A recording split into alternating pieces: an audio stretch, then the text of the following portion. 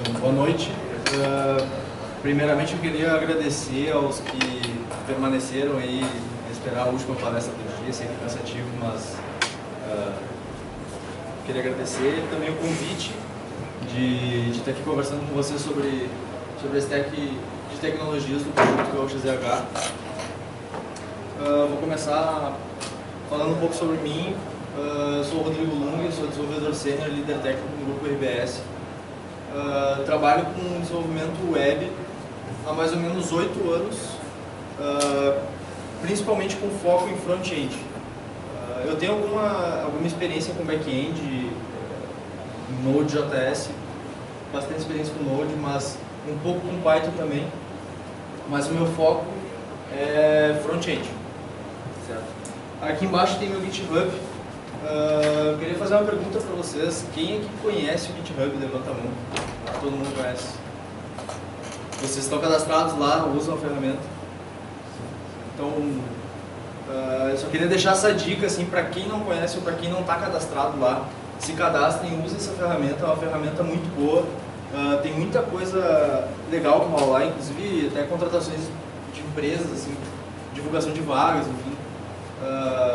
Gigantes assim do mundo da tecnologia, eles põem seus projetos open source lá nessa ferramenta, então, enfim, só uma dica. Então, começando a falar sobre o GaúchaZH, a primeira coisa que eu queria comentar é que a gente, por esse projeto, teve oportunidade para inovar e utilizar novas tecnologias, certo? Do ponto de vista de negócio, ela foi a união de duas marcas no ambiente digital, a Rádio Gaúcha e o Jornal Zero Hora. A Rádio Gaúcha, ela continua sendo a Rádio Gaúcha, o Jornal Zero Hora continua sendo o Jornal Zero Hora, mas no ambiente digital eles ganharam uma plataforma única e um produto único. A unificação de sistemas. Antes, como a gente tinha uma plataforma que atendia a Rádio Gaúcha, outra plataforma que atendia o Jornal Zero Hora, então a gente tinha muito sistema. Com isso a gente conseguiu unificar e entregar um produto em uma plataforma apenas. Sobre o abandono do legado, isso é bem legal de comentar também, que a estrutura que estava em produção antes, atendendo os produtos antigos, estava assim, mais ou menos uns 12 anos em execução e produção.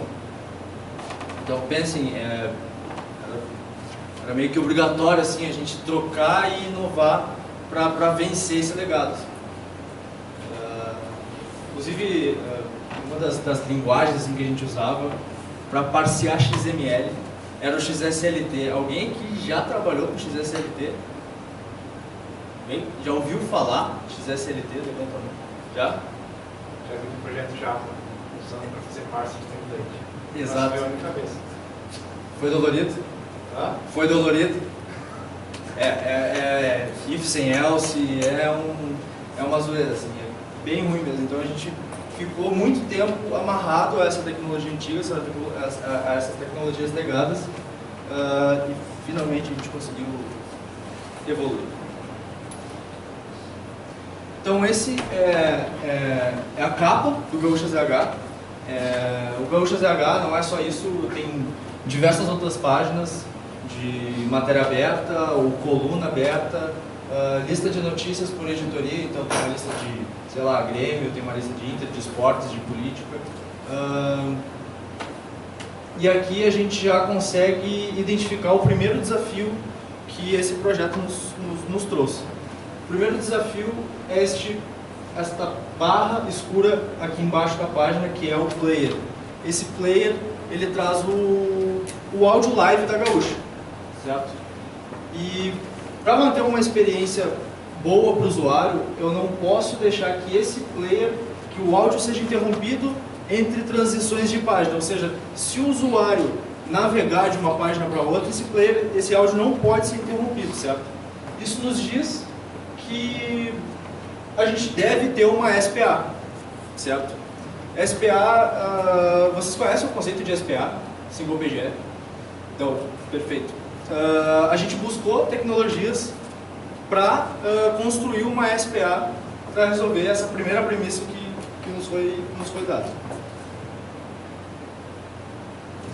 Falando um pouco de processos que a gente usou metodologia ágil. Na verdade, a gente usa metodologia ágil há bastante tempo, assim, acho que desde 2011, se eu não me engano, no grupo RBS.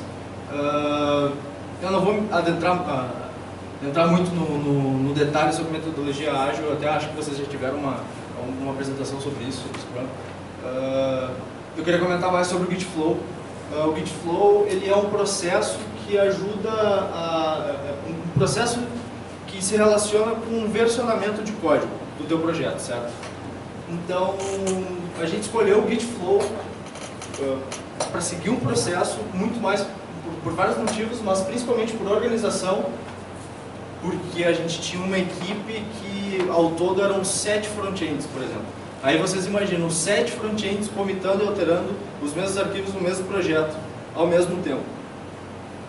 Então, é obrigatório ter organização nesse cenário, certo? E também para fomentar o Code Review. Code Review a gente usou bastante durante o projeto inteiro. Cada feature que o desenvolvedor A ou X desenvolvia, mandava esse código, certo? Para outro desenvolvedor, ou muitas vezes para outro desenvolvedor analisar esse código e dar um feedback em cima do desenvolvimento que o desenvolvedor fez. Muitas vezes junto, ou muitas vezes separado, às vezes não dava porque não batia horários, enfim. Então, isso aqui deu um baita ganho, assim, porque a troca de ideias da equipe foi absurda, assim. Então, o que é preciso para entregar um projeto, um produto do tamanho do Gaúcha ZH, tá? Isso aqui é umas caixinhas bem básicas da arquitetura, da nossa arquitetura do Gaúcha ZH. Então, a primeira caixinha é uma CDN, certo? A segunda caixinha é uma camada de cache interna nossa. Essa camada de cache se comunica com uma aplicação de site e com uma aplicação de gateway. Eu vou explicar, vou entrar mais a fundo nesses caras depois. A aplicação de gateway busca dados de uma estrutura de microserviços, vários microserviços, que pegam os dados do banco de dados. Aqui só listando mais ou menos o que eu mostrei no slide anterior, a gente usou um pouco no relacional que foi o Mongo, Elasticsearch para entrega dos microserviços, Gateway, uma aplicação de Gateway, uma aplicação de site, Vernit para cache, dentro da estrutura de CDN numa estrutura externa da RBS.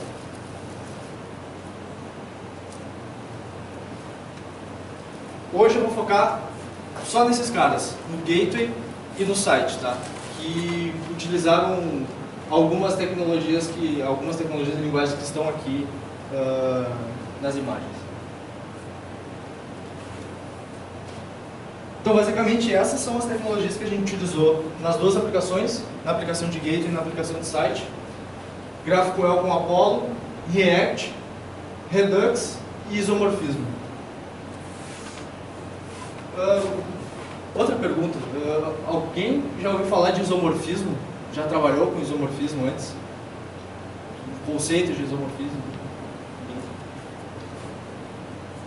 Eu vou explicar mais pra frente, tá? Eu não vou só deixar vocês no vácuo. Então, começando assim, falando sobre o GraphQL, tá? O GraphQL, ele é uma linguagem de consulta de dados criada pelo Facebook.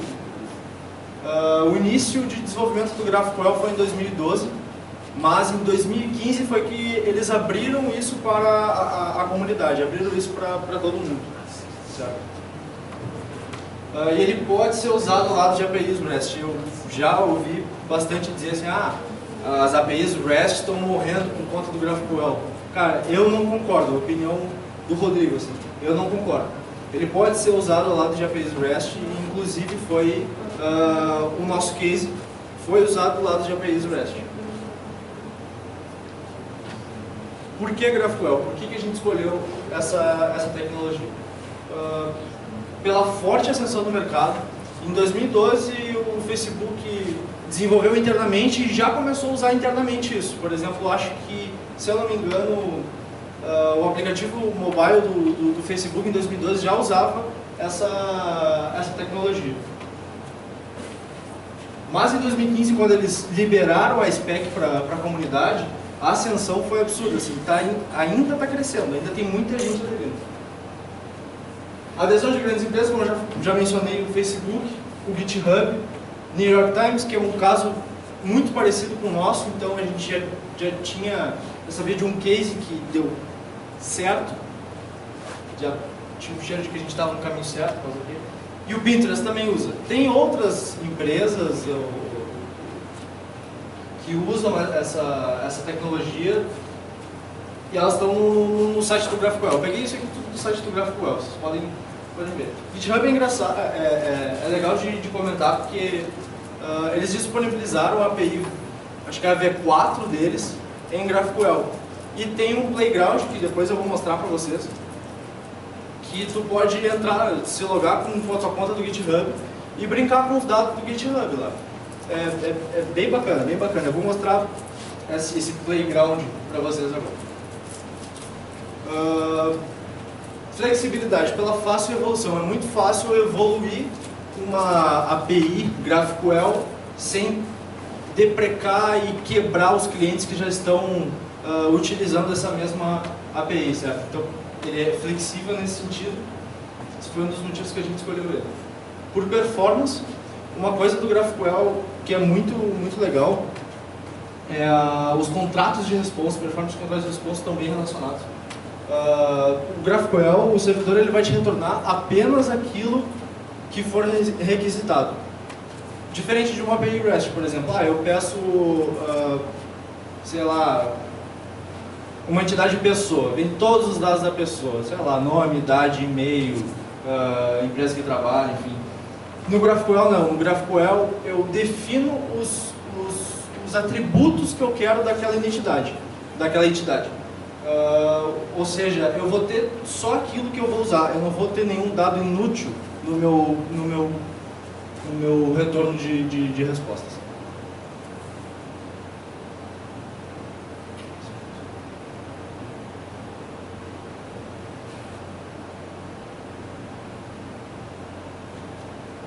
Esse aqui é o playground que eu comentei para vocês. Estou definindo uma query aqui. A gente vai chamar um serviço de informações de tempo, tá? Previsão do tempo e tal, clima. Aqui eu estou passando alguns parâmetros para essa query. Aqui é a parte da query, aqui vai vir o response, certo? Então eu passo ali rs como region. Ele te disponibiliza uma mini documentação do teu esquema já aqui para te usar. Então eu já sei exatamente o que eu posso pedir na minha query. Isso é muito interessante porque durante o desenvolvimento isso te dá muito dinamismo, certo? Tu sabe exatamente o que tu pode e o que tu não pode pedir. Tá, mas esses dados estão fixos, né? Se eu quiser, sei lá, eu preciso chamar para uma lista de 20 cidades. Então eu posso ter variáveis dentro dessas queries. Eu vou referenciar essas variáveis aqui. Ao invés de usar os dados fixos, eu referencio as variáveis. E aqui embaixo eu defino um valor para essas variáveis.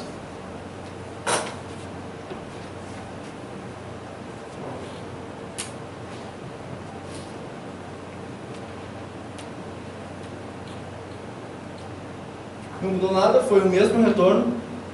Agora eu vou pegar a temperatura e o nome, ele vai trazer o nome da cidade para vocês verem que mudou. Porto Alegre e agora com Pelotas, por exemplo.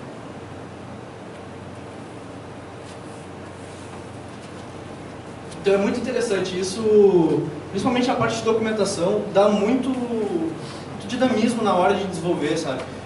Não preciso desenvolver todo um código para testar a minha query, eu já tenho isso. E assim, esse cara é 3 linhas de código que tu consegue disponibilizar isso. Tu já tem uma configuração de GraphQL no teu projeto. Com 3 linhas de código tu consegue disponibilizar ele para te usar.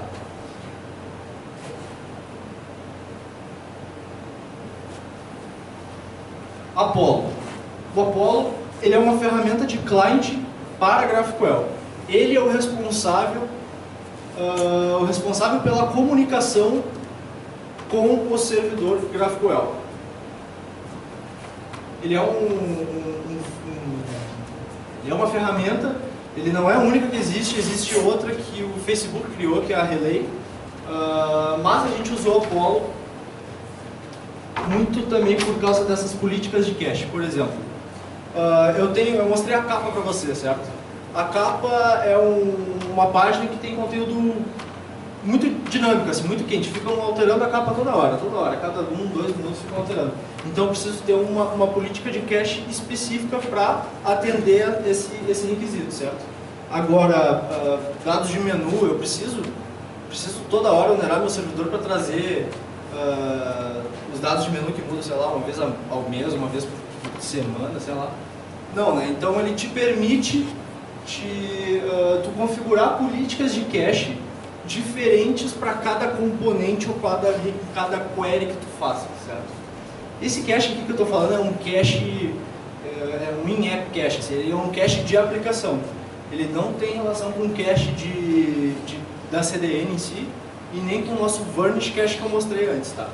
Ele é um cache de aplicação, ele que se resolve. Por que então o Apollo? Porque ele é de muito fácil implementação, com pouco código que tu escreve, tu consegue obter bastante resultado já. Ele dá suporte a diversas linguagens de frameworks, no nosso caso a gente usou com React, mas ele dá suporte a Angular, dá suporte a Vue.js, a Android, iOS para apps nativos, por exemplo. Então ele tem uma baita documentação, explica a integração com todas essas tecnologias e linguagens que estão aí. Community Driven. Community Driven é o seguinte, é muito legal também que eles olham para as necessidades de quem usa ou de quem quer usar a ferramenta para definir o que eles vão desenvolver nas próximas versões da ferramenta, certo? Então, olha que legal, eu vou lá, eu preciso da feature tal. Uma galera comenta e, eu acho que essa feature ia melhorar muito a ferramenta e tal. E eles consideram isso e colocam isso numa priorização interna deles, certo?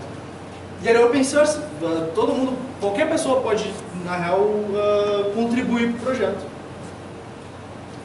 Ele tem uma comunidade ativa, ele é constantemente atualizado. No início do projeto do GaúchoSH ele estava na versão 1.0 e quando a gente entregou o GaúchoSH, a gente não trocou a versão por sanidade, assim,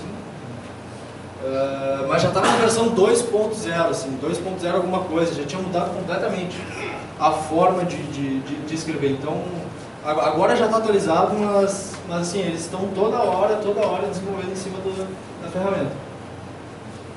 E correção de bugs. Isso aí a gente passou no meio do projeto. A gente achou um bug. A gente passou por um bug da ferramenta do Apollo. E era um bug de paginação. Seguindo a documentação, a gente desenvolvendo lá, seguindo a documentação, não funciona. Chama alguém para ver, cara, é isso aí, só pode ser isso. Não funcionava, pesquisar, nada. Aí, um belo dia, sei lá, uns 3 dias já que a gente passou nisso, a gente olhou no GitHub e tinha uma issue aberta. E o cara no mesmo dia a gente tinha falado, a gente achou o bug e a gente vai desenvolver a solução e vai colocar na próxima release a correção. Provavelmente meu chefe está sabendo disso agora. Mas é engraçado, o trabalho com tecnologia muito nova, assim, esse é o risco, esse é o ônus de tu trabalhar com tecnologia muito nova. Tu pode pegar algo que não está tão maduro assim. Mas foi bem no início do projeto, então foi bem de boa, assim, eles corrigiram rápido. React. Então a gente usou React no GaúchoSH. Ele é uma biblioteca JavaScript para criação de UI. Ele é idealizado e mantido pelo Facebook. O React, ele é completamente guiado por componentes. Tudo é um componente dentro do React, sabe? Então, Tenta passar o próximo slide do porquê que a gente usou o React. Pela facilidade de desenvolvimento e manutenção dele. Tem muita coisa na internet, isso é até um exemplo prático, assim. Eu já tinha comentado que tinha 7 front-ends dentro do projeto. Eu acho que 2 ou 3 conheciam o React e em pouco tempo, claro, com uma curva de aprendizado no início e uma estranheza ao JSX, que é o HTML dentro do JS, já seguiram tocando e fluiu super bem, assim. Ele também tem uma comunidade bem grande, engajada, tem muita coisa na internet, bastante discussões, enfim. Pela modularização, como eu falei, ele é todo baseado em componente, então a modularização ela vai de forma natural, junto com a reutilização de código, que é tu reutilizar o teu mesmo componente em diferentes partes do teu site, da tua aplicação. Claro que tu precisa desenvolver o teu componente pensando numa reutilização, mas é bem mais fácil. Pela adesão de mercado também, isso é uma coisa que a gente precisa considerar, visto que as tecnologias antigas que estavam em operação ficaram por 10, 12 anos. Não que isso vá acontecer, mas a gente precisa escolher uma tecnologia que a gente confie que tem um futuro, que continue sendo suportada e tudo mais. E suporte a server-side rendering, que é o que faz ligação com o nosso isomorfismo.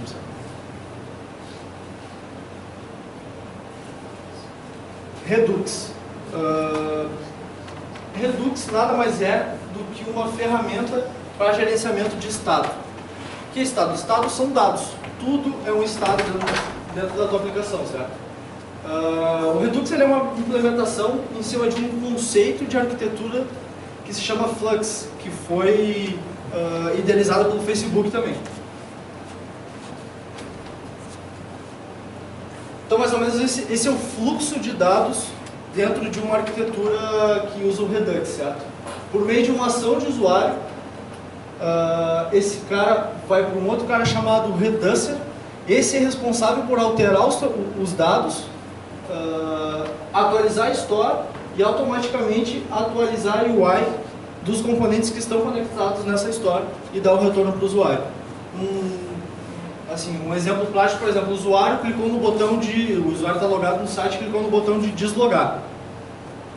Ele vai chamar uma action, essa action vai cair dentro do Reducer. O Reducer vai ser o responsável por destruir o token de autenticação dele, o token de sessão dele, por exemplo, e remover os dados como nome, enfim, dados de usuários que estavam salvos dentro da aplicação.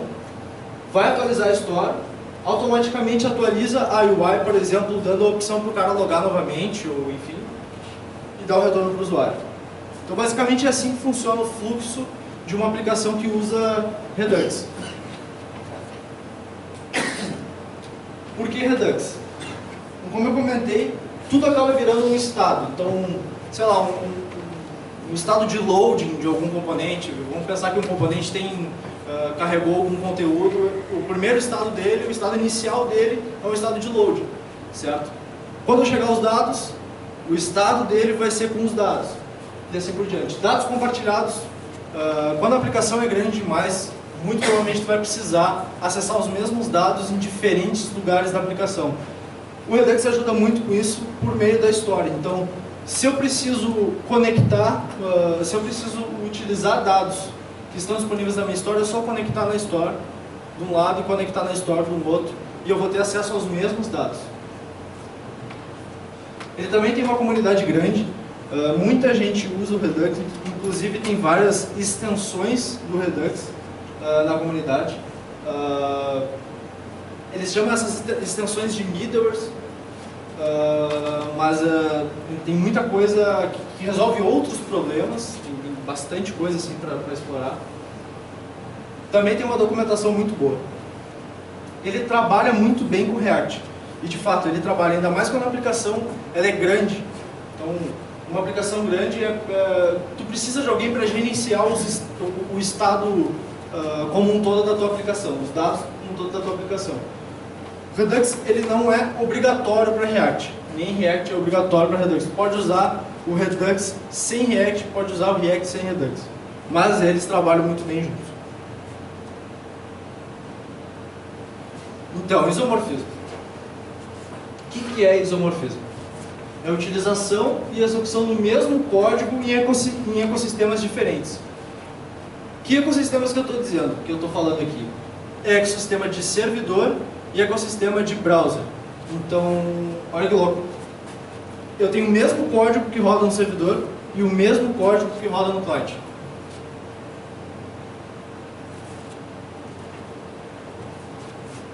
Como eu disse, então, tem uma parte da aplicação que só roda no servidor, que ela tem que receber as requisições e tratar elas.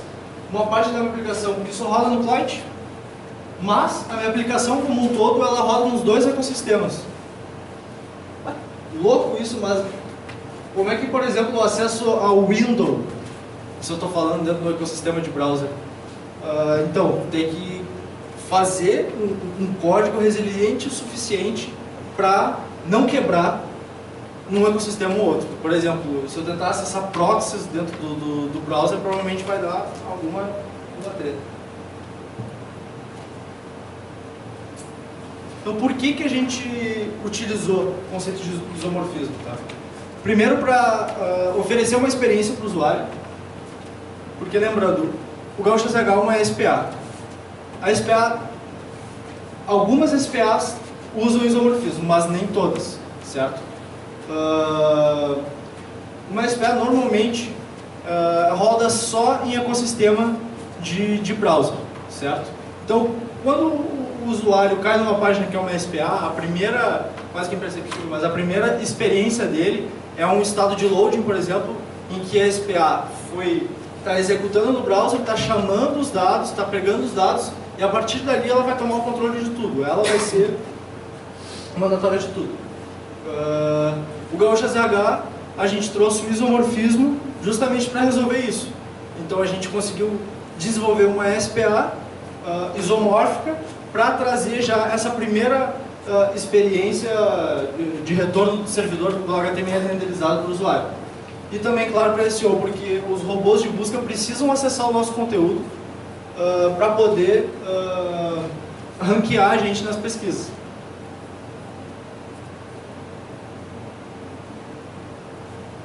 Um pouco de outras bibliotecas que a gente usou HLS.js.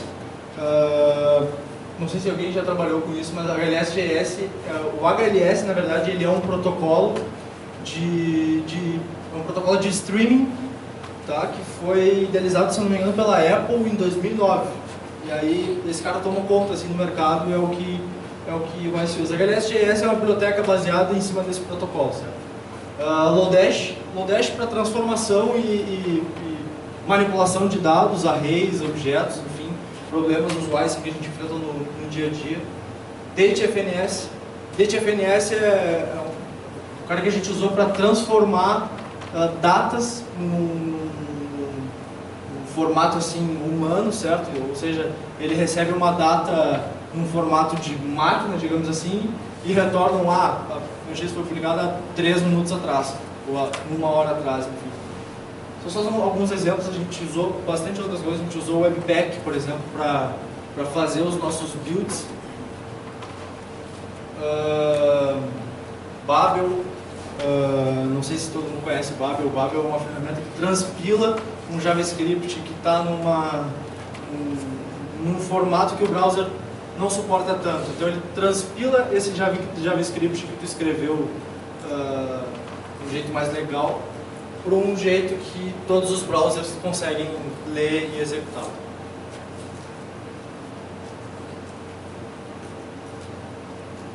E é isso.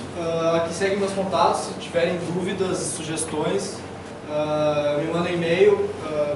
Desculpe pelos projetos antigos do GitHub, mas não sobra tempo para tudo isso.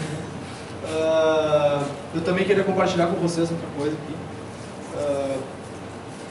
Se vocês quiserem, acessem essa URL, cadastrem-se e vocês vão ganhar um mês grátis de GaúchoSH. Vocês vão ter acesso ao site, aos aplicativos e tudo mais. Acho que é isso. Se alguém tiver alguma dúvida... Sim, senhor. Então, ali que mostrou, fazendo a query do GraphQL ali. GraphQL. Isso. Só que por trás ele está conseguindo várias APIs, né? Certo. Como é que tu faz essa configuração nele? Certo. O GraphQL ele trabalha em cima de modelos e trabalha em cima de resolvers. Então, o modelo ele vai ser o responsável por pegar esses dados, seja de onde for. Como eu disse, ele pode ser usado do lado de APIs REST, que é o nosso caso, ou seja, dependendo dos dados que chegar nele, o modelo, o header ali, de previsão do tempo, ele vai chamar um serviço com aqueles parâmetros e vai retornar os dados no formato que o GraphQL trabalha. E tem os resolvers também. Os resolvers, eu posso aplicar, digamos que uma lógica para cada uma daqueles atributos da entidade, certo? Então, por exemplo, sei lá, eu precisava de uma média, mas eu não tenho isso calculado, então eu posso calcular essa média e disponibilizar isso em outro atributo que não está na entidade, seja no banco ou na raiz do serviço. E aquelas queries que tu faz ali, elas não ficam expostas na aplicação? Não. Elas ficam no Apollo? Seria? Não, isso. Elas ficam mais ou menos que...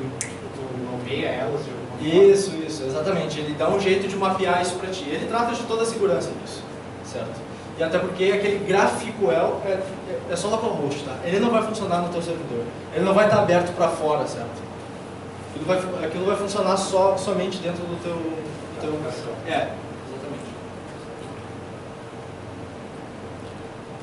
Antigamente não, um tempinho atrás, um amigo meu me contou que quando tu entrava numa notícia do site da Zero Hora e ela é exclusiva para assinantes, abriu uma modal em cima, mas se tu cancelasse o carregamento da página, tu ainda conseguia ler a notícia. Né? Isso alguém me contou.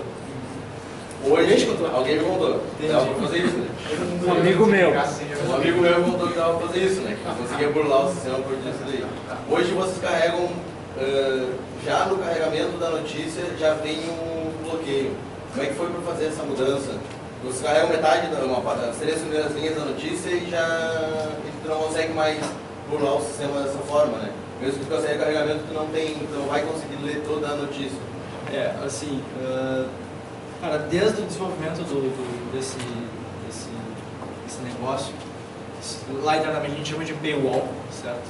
A gente estudou várias alternativas e várias saídas para isso, certo? A gente escolheu por ser mais poroso, entende? Claro que a gente sabe que tem falhas e, cara,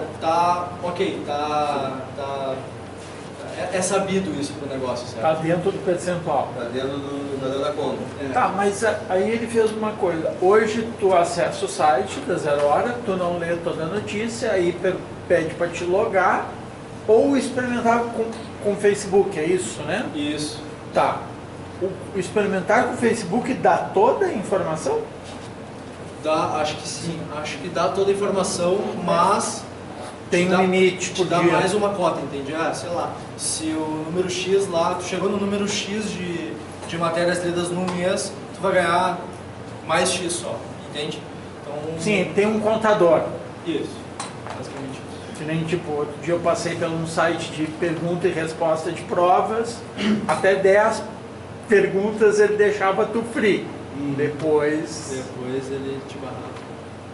Mas coloca o carregamento do bloqueio antes do carregamento do conteúdo? Não entendi. Aonde tu bloqueia? Em qual parte? Porque antes era depois, né? Era client-side rendering, porque conseguia impedir que o bloqueio fosse carregado. Sim. Hoje tu não consegue impedir que o bloqueio fosse carregado. Você participou desse desenvolvimento também? Ativamente não, eu participei não exatamente dessa parte de regra de negócios. O que acontece? Quando você recebe os dados, tá? Antes de eu exibir os dados, eu vou disponibilizar os dados na UI, eu bloqueio ele. Sim. Tá? E aí eu tranco, e eu dou a tela de paywall. Tá. Por isso que não consegue mais dar o OS que apresentar. A gente chama esses controles de segurança de fingerprint. Eu posso pegar N tipos de segurança, tá? A gente não escolheu os mais altos, escolheu os intermediários, mas hoje eu interrompo no Waze. Eu recebo o dado, antes de receber o dado, identifico que não já consumiu todas as notícias que poderia, e daí eu paro e interrompo o consumimento dele. Aí eu, no exemplo que eu te codei lá, ativar, desativar aquela dica que mascarava, tá? Porque você pode até desativar, mas o dado não vai lá. Eu não vou pular de. Sim. Não tem nenhuma mágica. Eu só inventou a ordem das coisas Para assim já. conseguir minimizar aquilo que você se for lá. Bom, eu não sei também uma questão, acho que é só. Tem uma questão que é o botão continuar lendo. Só carrega, geralmente sempre carrega esse comentário lá, eu acho. Carrega parte da notícia, clica no continuar lendo, carrega o resto. Seria apenas. Por isso quando tu ainda tem acesso à notícia. Tá bloqueado. Ao continuar lendo, na verdade, é quando tu consegue acessar outras matérias que estão vinculadas naquele conteúdo. Não é a continuação da matéria, é relacionada. É outra matéria relacionada. Acho que é o ver mais. É o relacionamento, tem as duas coisas. Tá? Na verdade, não é que tu continua lendo aquela matéria. Tu lê outra matéria vinculada àquele tipo de assunto. E aí vou dar mais uma view, mais uma matéria. O isomorfismo ele não deixa o site com risco de invasão de fora. Risco de invasão. Você acessa o site com outra experiência, tá? Assim é agora. Com ele eu não consigo tentar invadir o servidor de vocês, porque ele tem o lado do cliente, os dois conseguem acessar, né? Eu consigo acessar tanto do teu lado do servidor, tanto do lado como... Assim, ó, o que acontece? Como é que funciona o isomorfismo, tá? Eu tenho dois processos de builds para esse mesmo código. Então, um código vai ser preparado para rodar no servidor e outro código vai ser preparado para rodar no cliente, certo? O código, assim, o source code é o mesmo, mas o código gerado ele é diferente, saca? Então, eu tenho algumas características, claro que diferentes, mas o meu source code ele precisa ser resiliente para rodar nos dois ambientes. Não sei se respondeu a tua pergunta. Mais alguma?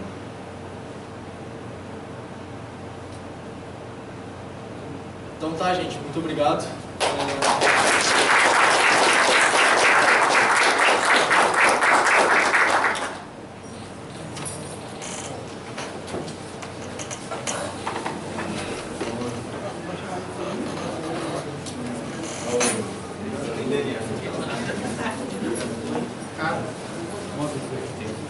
Que é bem específico. Como é que vocês trabalham com os horários? Vocês armazenam em PC ou vocês armazenam hora local mesmo? Cara,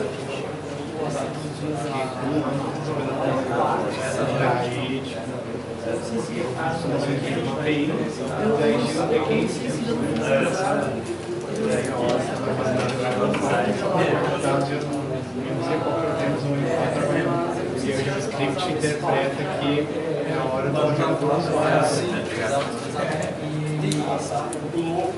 Se tu usar uma biblioteca para trabalhar com dados, normalmente essa biblioteca ela tem a opção de informar para ele qual é o time zone que quer. Exatamente. Direto não. Um louco lá. Cara, essa ferramenta é bem modular. A gente usava uma parte da mesa ali. E aí a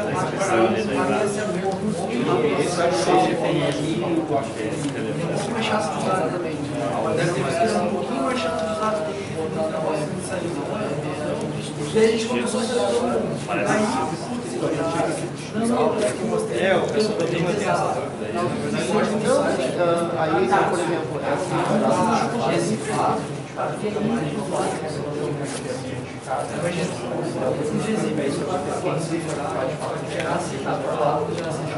o nome de e ele não é visualizado.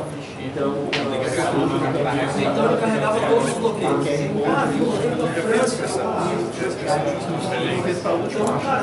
Essa última eu não tinha escrito, mas eu até não ia ficar assim, eu ia ficar.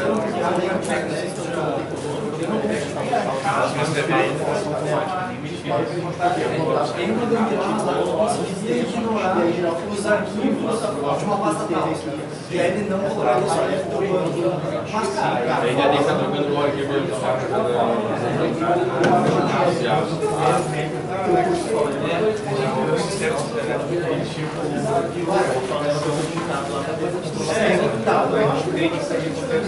Caso alguém peça,